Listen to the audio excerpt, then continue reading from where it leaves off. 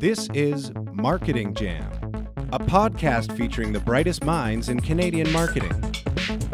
Marketing Jam is brought to you by Cyber Impact, the email marketing platform made specifically for Canadian small businesses. Go to cyberimpact.com/jelly, create a free account, and start sending CASL-compliant promotional emails in just a few clicks. All right, so why don't we start with your name, the role at your company, and the brand that you're with. Okay, my name's Jon Brock, and I'm the Executive Director of Sponsorships and Partnerships at WorldGaming. Okay, and WorldGaming, who does that work with, or tell me more about WorldGaming. What is that? WorldGaming is a subsidiary of Cineplex. It's a wholly owned Cineplex company. It's been around for about 10 years. Originally, it was based on online competitive head-to-head play for video games. Yep. So our user base, our users would come to the platform. They would link up through our social platform, and they would essentially play each other online in a variety of different sports games. Yep. Specifically, in the last few years, since Cineplex acquired our business, we've essentially used the WorldGaming platform to fuel our nationally acclaimed program known as the Canadian Championship Series, which is essentially it's not a pro circuit. Our objective is to essentially inspire the aspiring gamer. We want to nurture amateur gamers, whether as individuals or as teams, to essentially grow into being a global professional team or individual. So we create a platform in order to do that. The WorldGaming platform that was purchased by Cineplex fuels that live event platform, and they work together cohesively. So we run more than quarterly events right now across a variety of genres. Yep. And we classify them as our Canadian Championship Series. So you're talking about shooters like Call of Duty, driving games like GT Sport, more youth-oriented sports games like Rocket League, CSGO, the traditional PC games. We have a fighting series coming up known as Northern Fights. It includes, Street Fighter V, Tekken, Dragon Ball Z, hopefully Super Smash. Yep. So a variety of games. And gamers will enter our platform, enter our events. They'll compete in a series of qualifiers over the course of several weeks. At Cineplex? Online. Locations? Online, yep. Online. With the exception of the fighting series, we do all of those qualifiers as local LAN events because gamers don't like lag, and fighting games require zero lag. So once you qualify, if you qualify through the qualifying stage, you then enter the playoffs, and then from there, the top 8 players, 16 players, 32 players, or 8 teams would then get an all-expenses trip to the national championship, where we broadcast that 3-day event live on Twitch. In the Call of Duty event that we just did this past weekend, garnered close to 1 million viewers over the course of 2 days. So it was quite a successful program, and by far the greatest media exposure that we've provided for ourselves and for our clients. Wow. Do you ever do activities and events at the actual Cineplex locations? We do, actually, and that was one of the sort of the founding reasons for the original acquisition from Cineplex. As an entertainment company, the mandate is always to broaden the user base and find new and innovative ways to put bums in seats and to bring in new youthful audiences. We're all targeting the millennial and Gen Z audiences. We fit within that demographic to some degree. At least I'm right on the cusp between the Gen X and the millennial. And esports obviously has become a global phenomenon where more and more people are going to watch it as spectators. So that was the capitalizing on the fact that Cineplex owns 165 brick and mortar theaters, each with 10 or 15 screens and individual theaters within. What a better opportunity. There's no better opportunity than to utilize those existing facilities for these events. Yeah, otherwise you could look at churches. Otherwise we could look at churches. We'd have to bring in folding chairs, which would be uncomfortable for me. As you know, I sit a lot. So no, of course. We also utilize our other venues. You may have heard you asked me earlier about Rec Room. So Rec Room is a very cool facility that we've taken advantage of because it's more of an entertainment complex. And in most of the Rec Rooms that are being built right now, if not all of them, there's a separate dedicated live event space in the back. So a stage with a sort of a pit and a seating area and a multi-purpose, food and drink area that you could run a concert or an esports competition.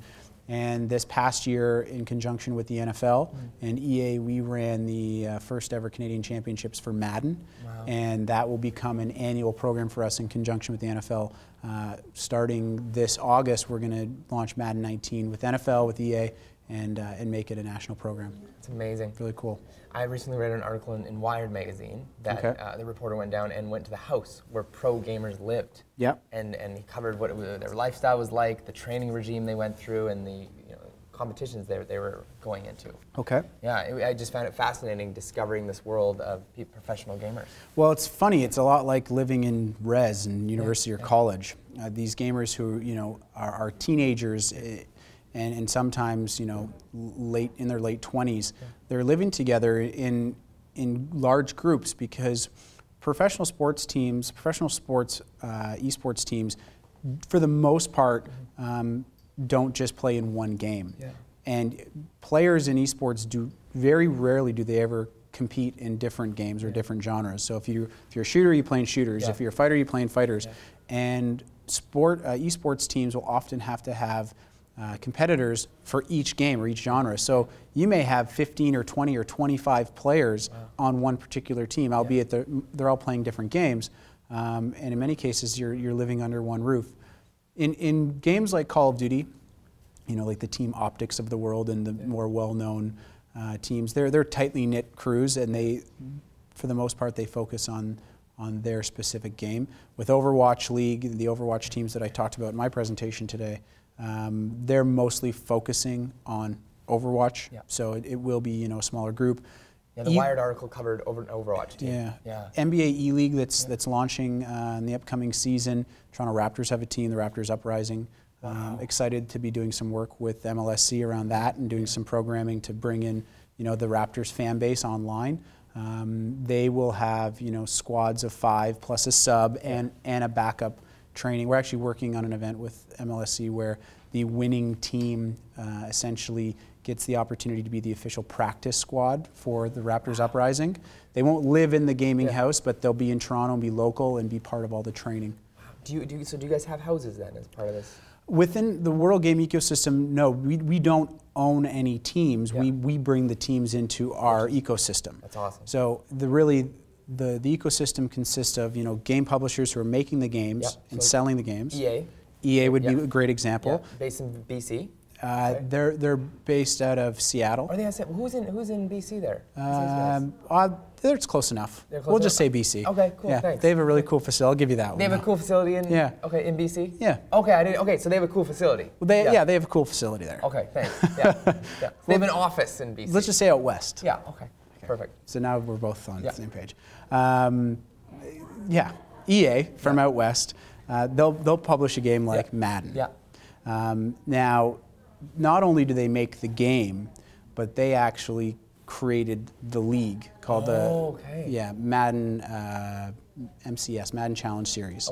So then top Madden players who buy the game will now compete in a league that's owned by EA. Interesting. And all the licensing will flow through the NFL. What we do is we'll facilitate nationally broadcast and participated in events, specifically the Canadian Championship Series, where Canadian Madden players can compete.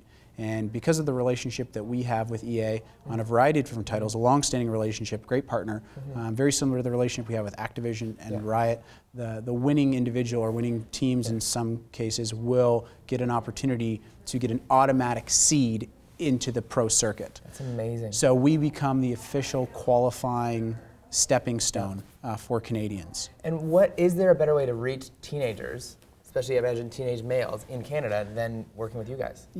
I don't know if there is, because our audience. I'm trying to think about it. Our audience is quite vast, and we leverage great partnerships with some certain broadcasters, one of which being Twitch. And everyone knows what Twitch is. For those that don't, it's an online streaming platform, mostly focused around video games. They do have one subgenre called IRL, or in real life, where you can watch a gamer make craft dinner or brush their teeth. Usually they are involved in gaming. You can sponsor them, right? Money. And you can donate to them and sponsor them. They're called influencers or streamers, and these guys and girls will, some of them make quite a decent income. I'll use the word decent to be a bit coy on the subject. But the interesting thing about the Twitch audience, which is where our World Gaming audience consumes our broadcasted content, globally, they have a larger viewer base than Netflix, HBO, and ESPN combined. Wow. But you don't, those that aren't gamers or talk about gaming don't often hear about Twitch in this world. That's exactly it. Truthfully, it is a platform designed to play, interact, and discuss esports. And it's much like when people talk about social media, they often leave out like Quora and Reddit because these sub-communities, but they're massive and have a massively engaged audience. Well, it's interesting because we talk about Reddit a lot. You know, when our content makes it to Reddit or an event that we run is discussed on Reddit, it's big news. Oh, yeah. And for those that use Reddit, go to it and they think, this site can't actually be active still. It looks like it was built in 1991. It's a very basic format, but it is like Twitch. When you watch a Twitch stream, you actually have what's called a Twitch chat, and you can interact with other gamers from around the globe who are watching that same video stream. They're hyper engaged, and Reddit users are hyper engaged. And for those in the gaming community specifically, use that platform to voice concerns, to share information, to share positives and negatives.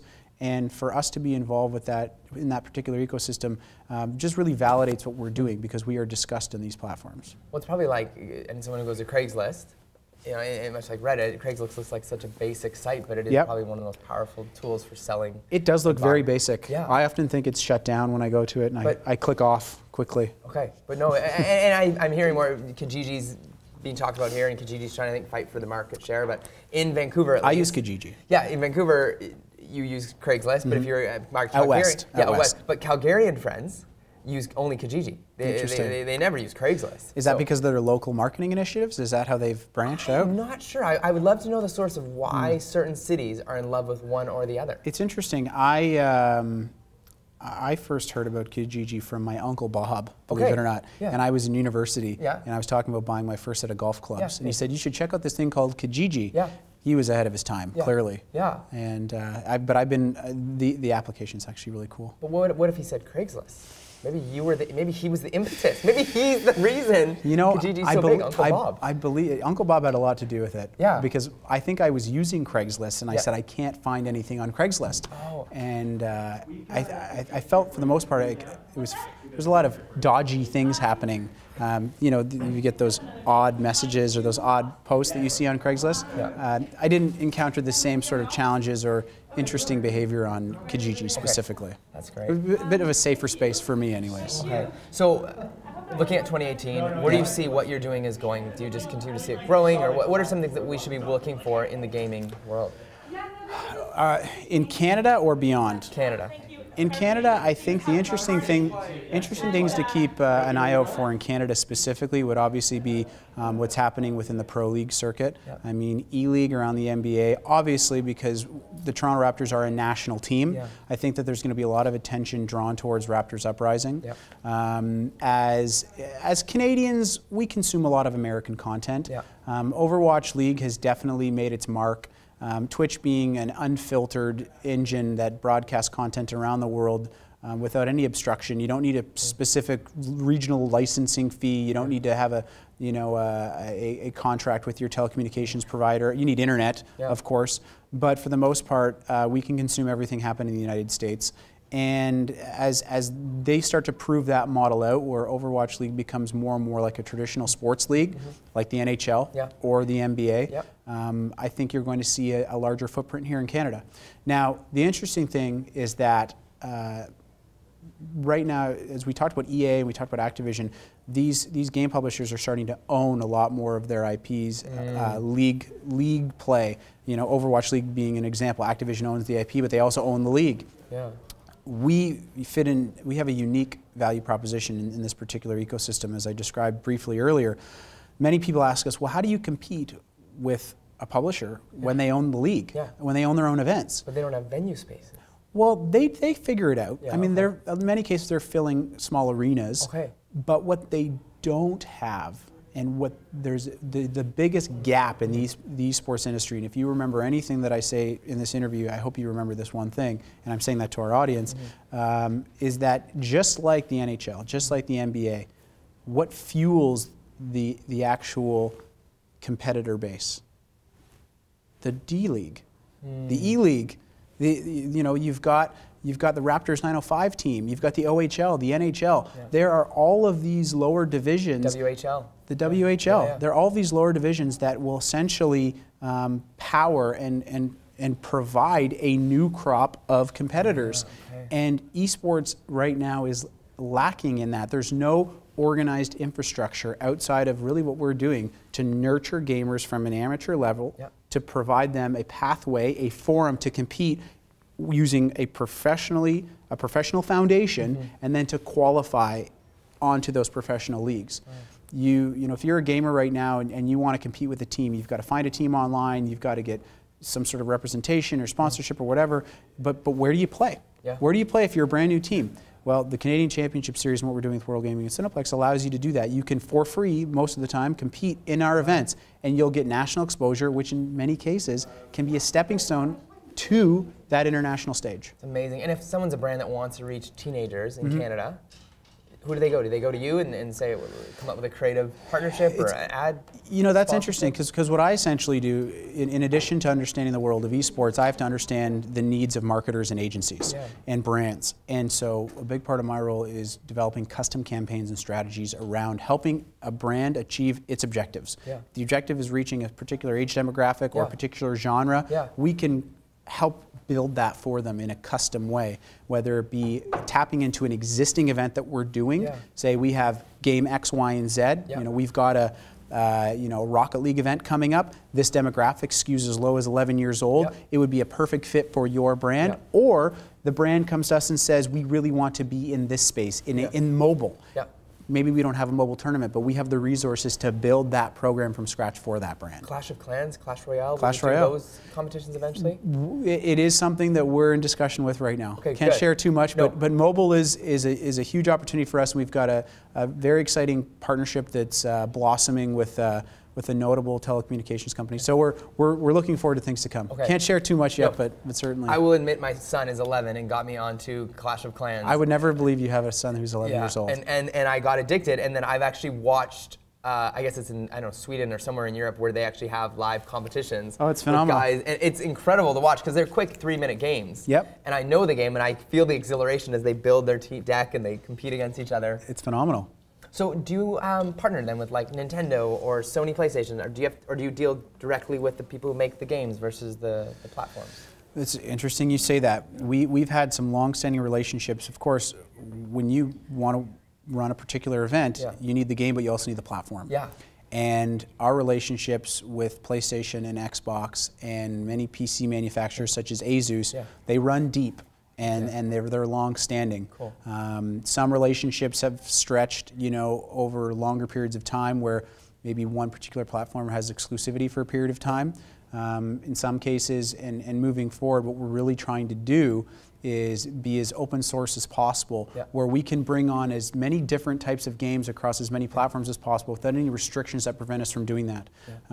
You know, there's a lot of exciting things happening with Xbox, PlayStation, as well as Nintendo. And Nintendo Switch, for the first time, Nintendo in forever, you might be able to play outside of a LAN event. You might be able to play online, and you know, Splatoon and some other games that they're starting to come out with. So we certainly have great relationships with those console providers and PC manufacturers, and they are integral to the production of our events.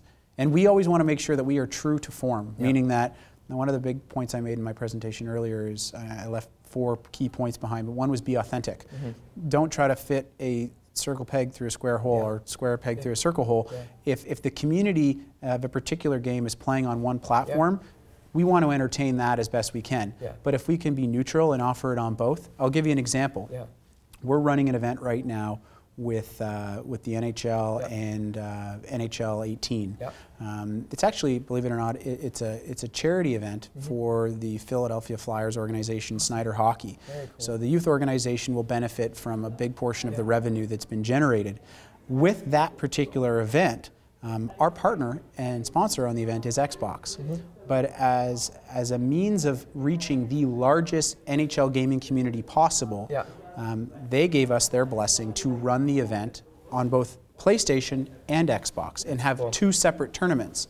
Now the winners from both of those tournaments will get an opportunity to play in a celebrity show match in Philadelphia, just outside of Wells Fargo Arena at Xfinity Live, and they'll be playing against former Philadelphia pros in a 3v3. And each team will have a student from the Youth Foundation. But that match, that celebrity show match, will be played exclusively on Xbox. But also Xbox probably wants to reach some PlayStation people, and I think there's probably something to gain from that as well. But I mean, as far as the community is concerned, what better way to generate goodwill as a manufacturer than to say, let everyone play, and we're just going to provide you a great experience and prove to you that our experience is best. Okay. So you mentioned a lot of games like Overwatch and NHL 18 and these other games.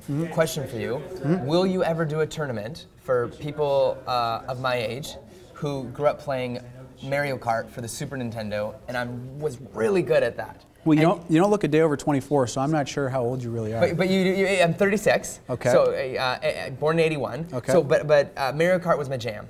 So it'd be an interesting demo to reach 30-year-olds who grew up playing older games and do kind of an old school gamer retro gaming. Retro gaming night. Would you guys ever do that? I think that is a phenomenal idea. Thank you. Phenomenal. Thank you. If you've ever been to the Rec Room down on Bremner. I've not been yet. No. Okay, so we have a life-size 4-kart. No, Mario Kart. HD Mario Kart. No. Which tracks though? Everyone you want. Rainbow. What? You name it. Not Rainbow Road. You can make Rainbow Road is freaky though, and you always fall off the Rainbow Road. It's very difficult. Yeah. But there is a lineup outside of that particular machine pretty much all day long. Shoot. So how can I do that? And they have leaderboards as well. Wow. So I mean that's one example. Incredible. I think to get your Mario Kart fix, you should it's just over here. Gee, I think we have to go. Just take a walk down there. I can get you maybe a wristband. Yeah. Because everything's RFID. You just swipe to play. Oh wow. It's very cool. But in terms of running an actual event, I think that there's certainly an appetite for it, and I believe that you might be the perfect spokesperson or influencer, as we like to say, to help promote this in Toronto. Yeah, I got a few handful of followers on Instagram. I'm pretty. Well, if you're interested, I think that you would be the name and perhaps the face of this operation. That's awesome. A little retro style. Okay, deal? We can wear Handshake? We can wear 80s clothing. You saw it here. Oh, I could wear a hypercolor shirt. Remember the hypercolor shirts? I love you it. Put your hand on it. Yeah. Okay. I love that. Yeah.